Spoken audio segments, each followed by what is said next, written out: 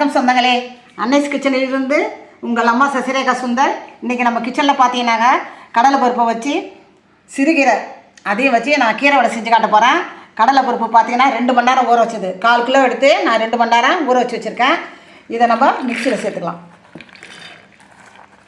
இது கூட பார்த்தீங்கன்னா பூண்டு, இஞ்சி, ஒரு 2 காஞ்ச மிளகா, கொஞ்சமாக பார்த்தீங்கன்னா சோம்பு எல்லாத்தையும் இது கூட போட்டு நம்ம வந்து கரகரப்பாக நம்ம அரைச்சி எடுத்துன்னு வந்துடுது.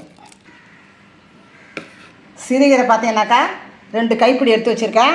இது வந்து நம்ம அரைச்சி எடுத்து வந்து இதோட ஆட் பண்ண வேண்டியது தான். இந்த சிறுகீரை, இந்த வெங்காயம், பச்சை மிளகா, கருவேப்பிலை எல்லாத்தையும் ஆட் பண்ணி நம்ம வடை சுட்டு எடுக்க வேண்டியது தான். நான் மிக்சியில் போய் அரைச்சி எடுத்துன்னு வந்துடுறேன்.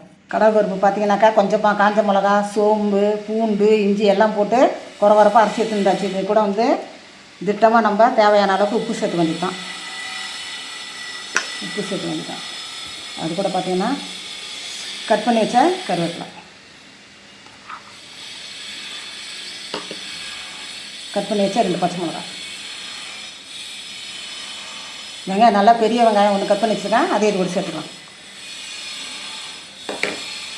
இப்போ பார்த்தீங்கன்னா வெய்ய நாள், அதனால தான் நான் சிறுகீரை சேர்த்துருக்கேன். அரைக்கீரை சேர்த்தாலும் சூப்பராக இருக்கும் இந்த வடை. பார்த்தீங்கன்னாக்கா வெய்ய நாளாக இருக்கட்டும், சிறுகீரை வாங்கி அதை நான் பொடியாக கட் பண்ணி வச்சுக்கேன். 2 கைப்பிடி எடுத்து வச்சுருக்கோம். இதையும் இதில் சேர்த்துருவோம்.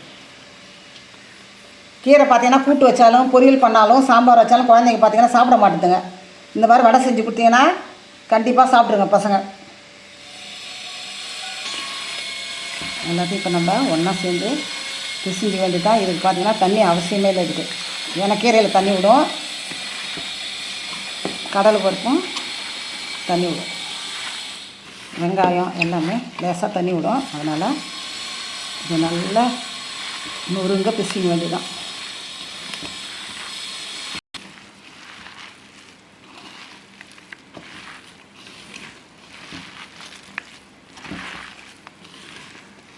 மாவு பார்த்திங்கன்னா ரெடி ஆகிடுச்சு.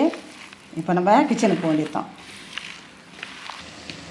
இது பார்த்திங்கன்னா ரொம்ப பொலன்னு இருக்குது, பகடை போடுற மாதிரி இருக்குது. அதனால் பார்த்திங்கன்னா ஒரு டேபிள் ஸ்பூன் பார்த்திங்கன்னா அரிசி மாவு அதில் ஆட் பண்ணிக்கிறேன்.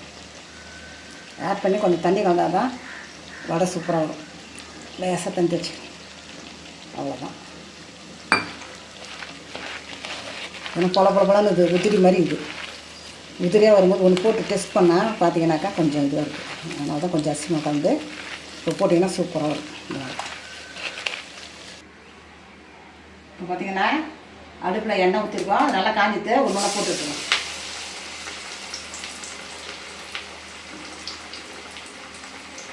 இந்த எண்ணெயிலே பார்த்திங்கன்னா கீரை நல்லா வெந்துடும்.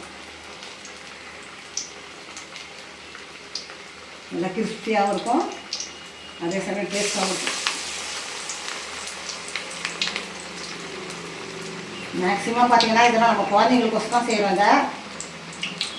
கீரை வந்து சாப்பாட்டில் சேராட்டாலும் இந்த மாதிரி ஸ்நாக்ஸ் ஐட்டத்தில் நம்ம சேர்த்தோம்னாக்கா குழந்தைங்க சாப்பிடுவாங்க.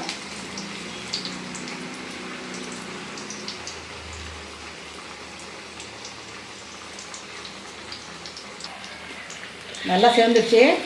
இப்போ நம்ம வடை எடுத்து வேண்டியதான். நம்ம அன்னைஸ் கிச்சனில் சூப்பராக கீரை வடை செஞ்சு காட்டிட்டேன். இதுக்கு பார்த்தீங்கன்னா 1/4 கிலோ அளவு தான் கடலை பருப்பு எடுத்து 2 மணி நேரம் ஊற வச்சுருந்தேன். ஒரு கட்டு கீரை வாங்கிறதுல நான் பாதி எடுத்து வச்சுட்டேன். பாதி தான் பார்த்தீங்கன்னா 2 கைப்பிடி அளவுக்கு எடுத்து இதில் ஆட் பண்ணிக்கிறேன். நான் சிறுகீரை வந்து இந்த வெய்ய நாளில் சேர்த்தா ரொம்ப உடம்புக்கு நல்லது, குளிர்ச்சியானது. பார்த்தீங்கன்னா சிறுகீரை இதில் செஞ்சு குடும்பத்தில் அத்தனை பேர் சாப்பிட்லாம்.